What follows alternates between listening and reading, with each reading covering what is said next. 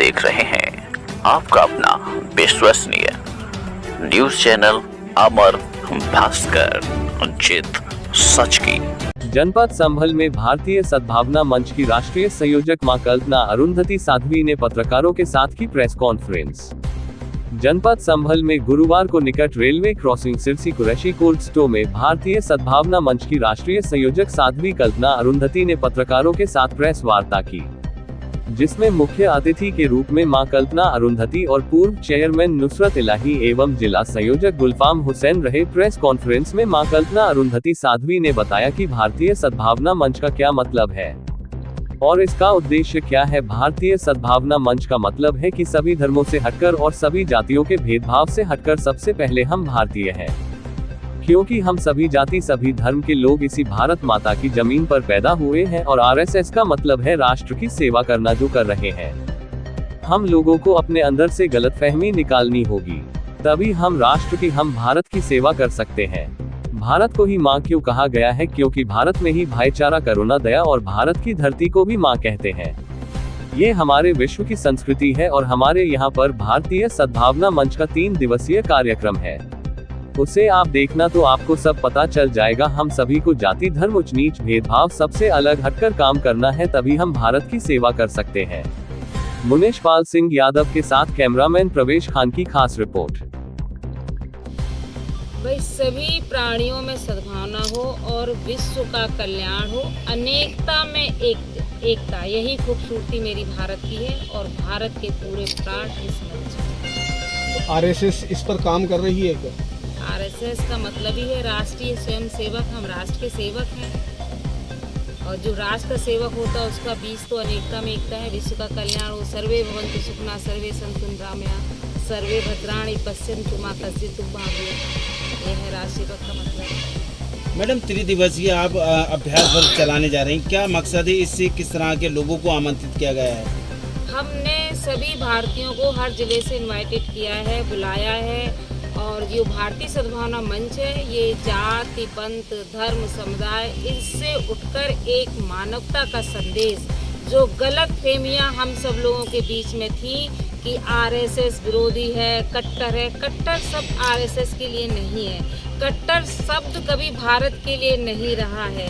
कट्टर शब्द इस भारत की संस्कृति में कभी नहीं रहा है, क्योंकि सबसे सुंदर नारा, विश्व बंधुत्व का नारा हम भारतीयों ने ही दिया है। विश्व कल्याण का भाव इस भारत से ही जन्मा है। एक नूर से सब जग उपजा इस भारत से ही निकला है। भारत को ही क्यों विश्व गुरु बनाया गया? भारत ही क्यों जागृति चेतना को का नाम दिया जाता है?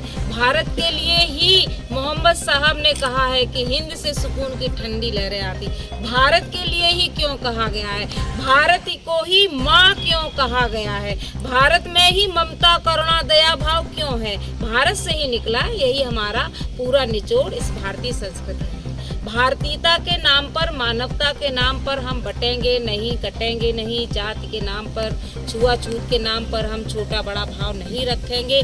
अगर जो गलत फहमियां भी हैं, आओ देखो, वर्ग 3 दिन का शिविर है, आइए बैठिए, आपको आभास हो। मैडम, जो 3 दिवसीय ये अभ्यास वर्ग कार्यक्रम आप करने जा रही हैं, इसमें किन लोगों को आमंत्रित किया गया है और क्या इसमें कार्यक्रम रहेंगे 3 दिवसीय? जो भारत से जुड़े लोग हैं, जो राष्ट्र को अपना सेवक कहते हैं, जिनमें अनेकता की, एकता की खुशबू आती है, उन लोगों को मैंने जोड़ा है, बुलाया। और वैसे सभी को हम आमंत्रित देते हैं, सभी का स्वागत है। आइए। कहाँ होगा कार्यक्रम? ये गाजियाबाद मेवा इंस्टीट्यूट। इसमें क्या संदेश दिया जाएगा? एक संदेश है, खुशबू है मानवता की। हम सब मिलके, हर व्यक्ति आगे उठे, जिससे कि भारत फिर से ऊपर उठे।